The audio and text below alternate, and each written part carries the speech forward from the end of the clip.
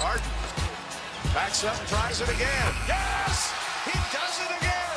Harden met by Morris. Harden on the drive. Yes!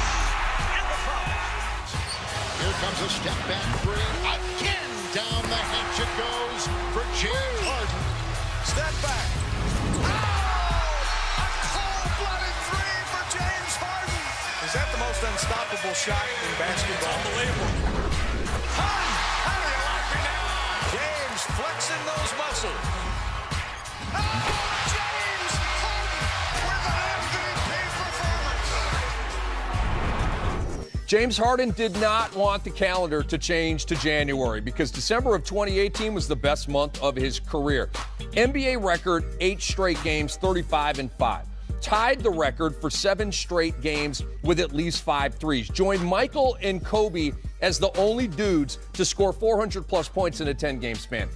Are you kidding me? And Thursday night at 10:30 Eastern on TNT, it's a rematch of last year's West Finals. It'll be the Rockets and Warriors from Oracle. The first meeting went to the Rockets. That was at home in December, 107-86. Harden had 27 in that game. What do you expect from the Beard against Draymond, Durant, Curry, Clay, and the Dubs tomorrow night? Probably something similar to what he's been showing us lately, because when Chris Paul went down, I think a lot of us said up here, Sekou, said, how are they going to hold down the fort? We know there's a stretch of 10 games going to get hard for the Rockets.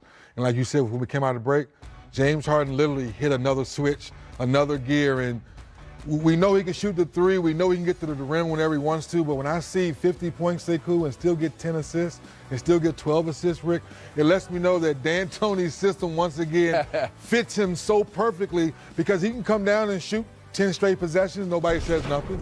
Or he can come down and pass 10 straight possessions, no one says nothing. Because that's the way the system fits, and that's the way they want him to play. Yeah, what do I expect? Fireworks. I mean, I expect James Harden to continue to light these fireworks. The signal went up. The minute Chris Paul went out with that hamstring injury, you know what went through James Harden's mind. I got to flip this switch and turn it up. The tough part about it for the opposition is when James Harden is not making shots, even when he goes those 4 and 5 minute stretches in games where he can't buy a three, he still can get to the free throw line. Yep. He's beating you one way or another with his shot, whether it's at the line or behind the three-point line. I love that he's answered this call, though, after starting off sluggishly this year. The Rockets not in the space a lot of us expected them to be. It would have been easy for James Harden to let himself sit a little longer with an injury, a bruised-up body, this, that. He came back. He's dragged them from the abyss back into the playoff mix, put himself back into the conversation for the MVP award. That's the kind of stuff you want to see from a guy like this at this stage of his career. It's really fun to watch. The stats are mind-boggling. Eric Gordon, by the way, I read before we came on, not expected to play tomorrow night. He's got a knee injury. He's officially listed as questionable, so we'll see if he can go in that big TNT clash. Now, January has been a good month for the Golden State Warriors over the past 4 seasons, going 12-3, 14-2, 12-2, and last year 11-3. That's 49-10. DZ, I did the math. Yes, that's an .830 winning percentage in the month of January over the last 4. And who knows, Steve Kerr, maybe the return of Boogie Cousins will help you have another extraordinary January. I don't know if the question is who or what carries the most weight. It's more just a combination of all that stuff. I've got to feel good about putting him on the floor. DeMarcus has to feel good about being on the floor. Rick has to feel good about his safety, going on the floor and not re-injuring himself. And so they're all tied together for sure, but I can't really put a percentage. I think we'll just know when he's ready.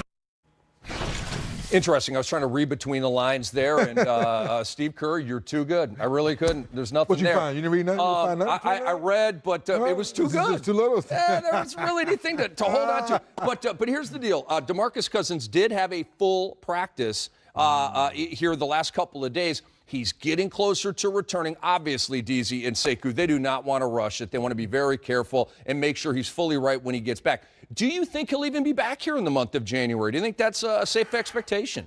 My gut feeling is no, just because I've been lucky to be out there the last few weeks with this players-only game. And once again, Steve, thank you for letting us in and watching So I've been watching him playing one-on-one full court since December. It's just that they would not allow us to put our cameras on it, but I was allowed to watch it and talk about it. So Cuz is chopping at the bit, Sekou. He's going to fit in nicely. The relationship with he and Draymond and KD, it's a strong relationship. He's planning on being around this team and franchise for a while. So all these reports coming out, wanting contract after this, if he comes back and they wins, why would he leave? Why would you want to leave Steph? Why would you want to leave KD? Why would you want to leave Draymond? All the stuff that Clay has told us the last 2 years. I get paid handsomely, and I get a chance to win handsomely every year. Why would I want to leave? Let me ask you a question, because you've been out there, you've actually witnessed him out there on the court. So, they always say that TV puts 10 pounds on you, so you can't really tell from that. And Boogie Cousins has always been a guy that's been in good shape, but talk to me about that. Yes. Like, has he even slimmed down a little bit? Well, when you're working out, you're eating right, you're in a situation, you can take control of your body. And one thing that's fun about Cuz is he's smiling while he's at work. He's happy with his environment. That training staff out there is doing everything right. And Bob Myers being the head of that snake saying, no, we want to make sure you're 1,000%. It's very similar when Steph was hurting recently. I said, Steph, why did you wait? He said, I could have come back 3 or 4 games earlier, but they wanted me to make sure. So that lets me know when Boogie steps on that floor and the way the ball's hopping. So we always talk about 25 and 15. Well, that was the old Cuz that had to get 25 and 15. Then what he has to do now is go out there and play good basketball and play within the system. The numbers will take care of themselves. Yeah, to me, what Boogie's going to bring that nobody's factoring in is he's going to trigger fast breaks for the Golden State Warriors by just being a huge presence around the basket. Think of how much rebounding Draymond and Kevin Durant have had to do and then getting the ball up the floor and trying to get them into transition. Now you got an opportunity where Boogie can take some of that pressure off, manhandle guys around the basket when he comes in. And it's not about Boogie running up and down, getting in the floor. That so much as him being the guy who helps instigate that with his presence around the rim. I think he'll be fine. I think Boogie's always looked bigger than he really is, just because he's such a big hulking guy with the long arms. Right. But Boogie's never been a guy who's, to me, heavy or overweight for a 7-footer. He's always been a little bit more athletic and nimble than people give him credit for. He's a big fella. I mean, one of these guys, what they call it, country strong? Country strong, Alabama strong. So I'm curious about, relationships and chemistry, and you watch the games and you see Draymond and DeMarcus Cousins, sit next to each other, talking, laughing maybe sometimes. When Draymond and Durant got into it, the peacemaker was DeMarcus Cousins, okay? So is Draymond the Boogie whisperer, or what's going on here?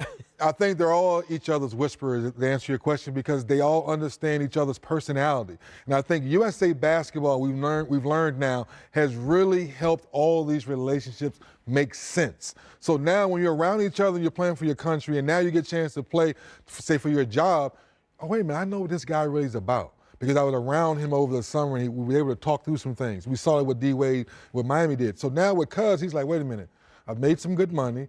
I'm with a franchise that's everything they've talked about from day one and Steve Kerr says it. Wait a minute, what, Bob? DeMarcus Cousins wants to come play for us for only $5 million. I'll call you back. Because Steve Kerr didn't believe him.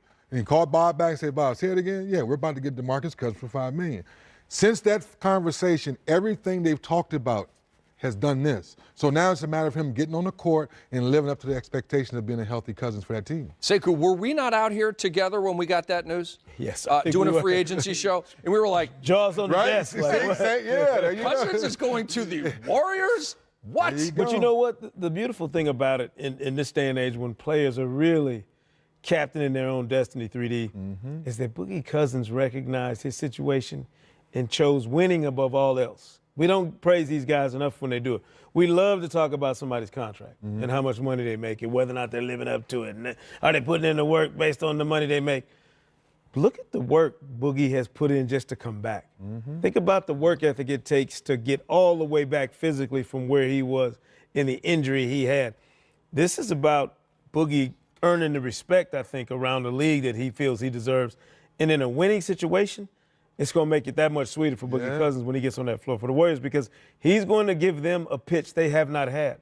Not even with Andrew Bogut in terms of a big man they could give the ball to and manufacture offense the way you will be able to with Boogie Cousins in your mix. He does the same thing Bogut did from a passing standpoint, but now he's a better ball handler. He can take it off the rim. He's a shot maker, too. Well, Boogie isn't going to play tomorrow night, but the Golden State Warriors will, and what a double header. Kawhi Leonard's first juicy return to doubleheader. San Antonio. Give me a Oh, nap. the drama. Ooh. And then Get you a little get afternoon Curry nap. in the Warriors, Harden in the Rockets. One of the best doubleheaders of the year, Thursday night on TNT, and it starts right here on NBA TV at 7 with Game Time. This is Game Time Live.